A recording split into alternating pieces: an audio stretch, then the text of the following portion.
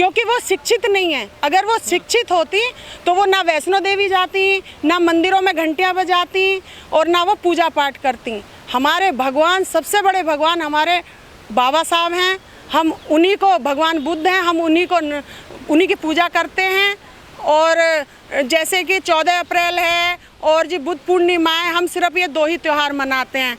महिलाओं को अकल इसलिए नहीं है, वो सोचती हैं कि जो भी कराए हमारे देवी देवताओं ने कराए, हमारे बच्चों की नौकरी देवी देवताओं ने लगाई है। नहीं, अगर एजुकेशन नहीं होती और उनके पेरेंट्स उन्हें पढ़ाते नहीं तो वो आगे नहीं बढ़ पाते। मंदिरों में जाना छोड़ दिया है, कोई नहीं जाता मंदिरों में। पंडितों को बुला के अब अपने बच्चों के नामकरण नहीं कराते, गृह प्रवेश में भी नहीं कराते, ना शादियों में बुलाते हैं। हम बौद्ध रीति से ही जो कुछ होता है हमारे परिवारों में वही होता है। इसमें कोई महोत्सव में कोई अमृत नहीं है।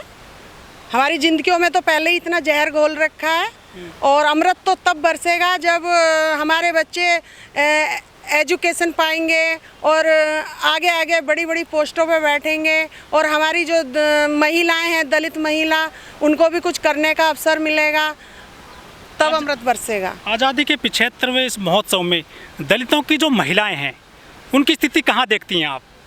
स्थिति ये देखते हैं कि आप ये बताइए, इतने रेप हो रहे हैं और उनको मार दिया जाता है। छोटी छोटी बच्चियों को, महिलाओं को जरा भी बाहर निकलती हैं वो सेफ़ नहीं है, और इसीलिए अगर आगे बढ़ने की कोशिश करती हैं तो उनके रेप कर दिए जाते हैं और उनको गला घोट करके मार दिया जाता है। तो कहाँ सेफ़ है, कहाँ आगे हैं हमारे देश की महिलाएं?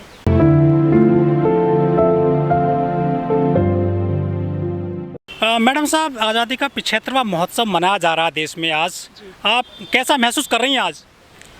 महसूस तो क्या कर रहे हैं, ये तो तिरंगा है, तिरंगा तो हमारे देश की शान है, ये तो हर साल फहरता है और फहरता रहेगा।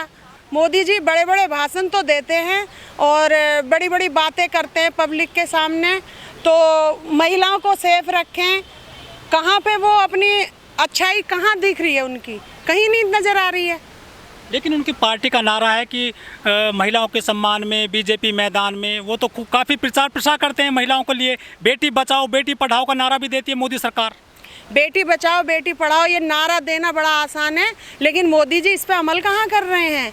सरकारी स्कूल हैं, उनमें कहाँ पढ़ाई हो रही है? जो प्राइवेट हैं उनको इन्होंने एजुकेशन इतनी महंगी कर दी है कि हर इंसान के बस की इतनी फीस देनी नहीं है, तो बच्चे हमारे कहाँ पढ़ेंगे? सरकारी स्कूलों में जाते हैं बच्चे, कहाँ पढ़ाई है? वहाँ पे वो खिचड़ी दे दी है, कटोरा हाथ में दे दिया है कि बच्चे आएंगे और खा के घर चले जाएंगे। इससे तो हमारे जो दलित समाज के जो महिलाएं, बच्चे हैं, वो तो स्वतंत्र नहीं रह पाएंगे ना आगे बढ़ेंगे। कुछ लोग कहते हैं कि दलित इतने मतलब कमज़ोर हैं आर्थिक रूप से, उनके बच्चे भूखे रहते हैं, तो कम से कम उनको स्कूलों में खाना तो मिल जाता है। देखिए, खाना नहीं चाहिए, खाने से तो क्या है, पेट थोड़ी भरना है, आगे भी तो कुछ करना है। आगे कैसे बढ़ेंगे? वो खिचड़ी खा के क्या प्राइम मिनिस्टर बन जाएंगे, IAS PCS बन जाएंगे? फिर तो कुर्सी इन्हीं की रहेगी, हमारे बच्चे तो आगे आ ही नहीं पाएंगे। मोदी जी ने खुद जो है चाय बेची थी, गरीब तो वो भी थे, उनकी माँ ने बर्तन मांजे थे, वो ऐसा कहते हैं मोदी जी खुद। मोदी जी चाय बेच के यहाँ तक आ गए, कुछ तो कारण रहा होगा, ऐसी तो नहीं आए हैं। चाय बेचने से कोई बन सकता है क्या? बाबा साहब खुद गरीब घर से आते थे, काफ़ी मजदूरी करती थी उनकी पत्नी जो है रमाबाई जी। बिल्कुल, आपने ये बात सही कही कि बाबा साहब बहुत ही संघर्ष के साथ यहाँ तक आए हैं और भूखे पेट उन्होंने पढ़ाई करी थी। तो ये सारी दुनिया, सारी जनता जानती है कि बाबा साहब ने कितना संघर्ष करा था, इन्होंने कितने रोड़े अटकाए थे उनके पढ़ने में, और क्या नहीं झेला था। पानी तक नहीं पीने देते थे, ये बाहर बैठा के बोरी की टाट पे पढ़ने जाते थे, वो जंगले के बाहर से शिक्षा प्राप्त करते थे, अंदर नहीं बैठने का अधिकार था उनको। और अगर बाबा साहब इतने ब्रॉड माइंड नहीं होते तो यहाँ तक नहीं पहुँचते वो। लेकिन मोदी सरकार ने एक बढ़िया काम किया है 75 साल की आज़ादी के दौरान। एक आदिवासी महिला को, जो मुख्य धारा से थोड़ा हटा हुआ है पूरा ये आदिवासी समाज, उस समाज की महिला को देश का राष्ट्रपति बना दिया है, द्रौपदी मुर्मू जी को। जी, राष्ट्रपति बनाया हमारे एक दलित समाज की महिला को, ये अच्छी बात है, बनाया है, हमें खुशी है इस बात की।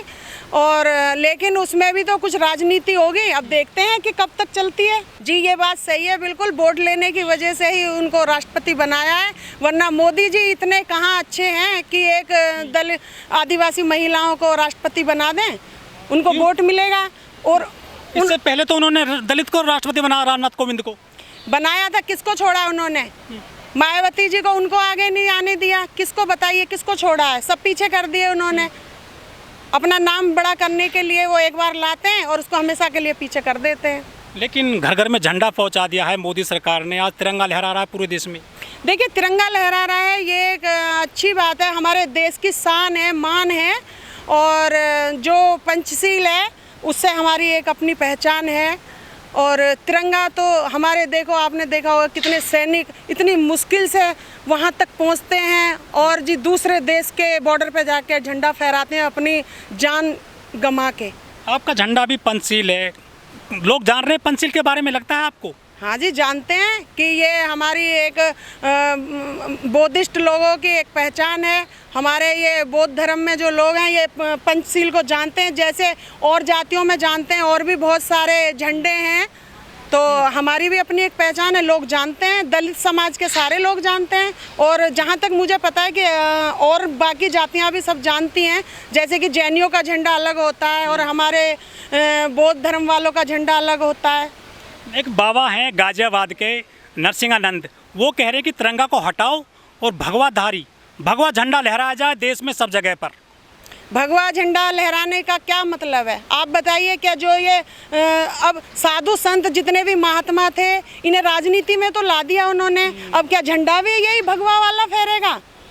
सीएम खुद योगी जी तो मुख्यमंत्री हैं। लेकिन आप बताइए, क्या ये सही है? जितने भी महात्मा होंगे, जब उन्होंने अपना गृहस्थ त्याग दिया और अब वो अपने परिवार से दूर हो गए, जो आदमी अपने परिवार को नहीं देख सकता वो देश चलाएगा? वो देश चला रहा है, मोदी जी चला रहे हैं देश, तो पत्नी को छोड़ करके। वो पत्नी को छोड़ा है उन्होंने, वो ठीक है, लेकिन इसीलिए तो जिस इंसान ने अपनी पत्नी को छोड़ दिया, अपने गृहस्थ को नहीं जानता, वो देश को क्या संभालेगा? ये घोटाले से और इससे तो सब कुछ हो जाता है। वो कह रहे हैं कि पूरा देश ही मेरा परिवार है।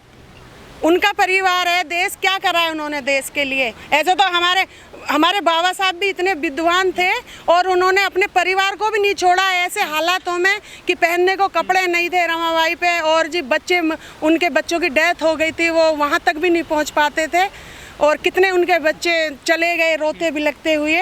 तो ये बताइए कि क्या हमारे बाबा साहब ने आज भी समाज में नाम है, दुनिया में नाम है। लेकिन बाबा साहब की मूर्ति भी तोड़ी जाती है, रोजाना तोड़ी जाती हैं। ये इन्हीं का, बीजेपी वालों का ये सब वो है, आरएसएस वालों का, इन्होंने कराया ये सब।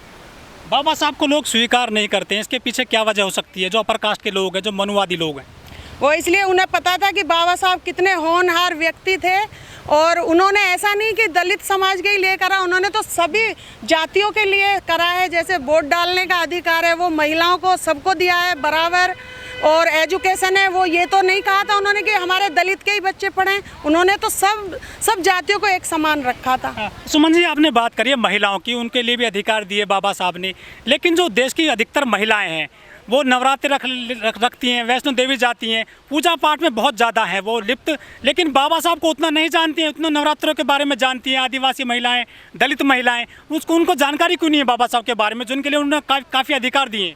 उनको जानकारी इसलिए नहीं है कि देखिए, क्योंकि वो शिक्षित नहीं है। अगर वो शिक्षित होती तो वो ना वैष्णो देवी जाती, ना मंदिरों में घंटियाँ बजाती, और ना वो पूजा पाठ करती।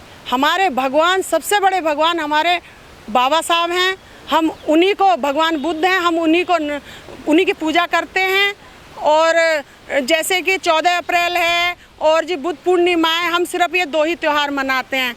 महिलाओं को अकल इसलिए नहीं है, वो सोचती हैं कि जो भी कराए हमारे देवी देवताओं ने कराया, हमारे बच्चों की नौकरी देवी देवताओं ने लगाई है। नहीं, अगर एजुकेशन नहीं होती और उनके पेरेंट्स उन्हें पढ़ाते नहीं तो वो आगे नहीं बढ़ पाते। महिलाएं हैं जो पढ़ी लिखी हैं, वो शहरों में काफ़ी प्रसार करती हैं चीज़ों को लेकर, लेकिन जो अनपढ़ हैं, थोड़े लोग कम पढ़े लिखे हैं, उनको जानकारी नहीं है देश के बारे में, उनके अधिकारों के बारे में, आप उनको क्यों नहीं देती हैं जानकारी? ये देखिए, हम गांव-गांव जाके और जागरूकता फैलाते हैं, और ऐसा नहीं है कि महिलाएं जागरूक नहीं हो रही है। युवा पीढ़ी, बहुत बदलाव आ गया है, अब पहले जैसा नहीं है, और थोड़ा टाइम लगेगा, लेकिन वो ज़रूर इस चीज़ को जानेंगे, और पूजा पाठ से सब धीरे धीरे बहुत बदलाव आया, सब छूटता जा रहा है।